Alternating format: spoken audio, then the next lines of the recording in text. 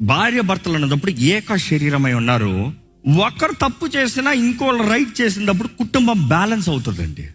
అనుకుంటానండి, ఒక కాలుకి దెబ్బ తగిలింది, ఇంకో కాలు బాగుంటే కనీసం ఈడ్చుకున్నా నడవచ్చు, కుంటనా నడవచ్చు, మొత్తానికి నడవచ్చు, నిలబడచ్చు, పని చేసుకోవచ్చు. రెండు కాళ్ళు పడ్డాయి అనుకో, మూడో వ్యక్తి రావాలి. అందుకని ఈరోజు చాలా కుటుంబాలు చూడండి, మూడో వ్యక్తులు తలకాయలు పెట్టాల్సి వస్తుంది, మూడో వ్యక్తులు వచ్చి పంచాయతీలు చేయాల్సి వస్తుంది. భార్య భర్తల మధ్య దయచేసి చెప్తున్నా, మూడో వ్యక్తులు తీసుకురావద్దు. అది మీ అత్తగారు అవనే, మీ మామగారు అవనే, మీ ఇటువైపు అవనే, అటువైపు అవనే, అందరం దూరం కట్టండి. భార్య భర్తలు ఏక శరీరం, ఎవరు దూరినా కూడా రెండు చేస్తారు, రాసి పెట్టుకోండి. ఎందుకంటే వీళ్ళకి వీలే కుటుంబం కట్టాలి అని ఆలోచించేది 1% ఆలోచిస్తారేమో కానీ 99% ఈగో వస్తుంది. ఈగో, నా కూతురుని అంటావా, నా కొడుకుని అంటావా, నా కొడుకు గొప్ప, నా కూతురు గొప్ప, మేము గొప్ప. సో ఇఫ్ క్రైస్ట్, దేవుడు క్రీస్తు మనలో ఉంటే, మనము నిజంగా దేవునికి మొదటి స్థానం ఇస్తే, కుటుంబం దేవుణ్ణి ఆరాధిస్తాం నేర్చుకుంటే, భర్త దేవునికి మొదటి స్థానం ఇస్తే, భార్య దేవునికి మొదటి స్థానం ఇస్తే, కుటుంబం బ్యాలెన్స్. ఆ కుటుంబానికి మూడో వ్యక్తి అక్కర్లేదు.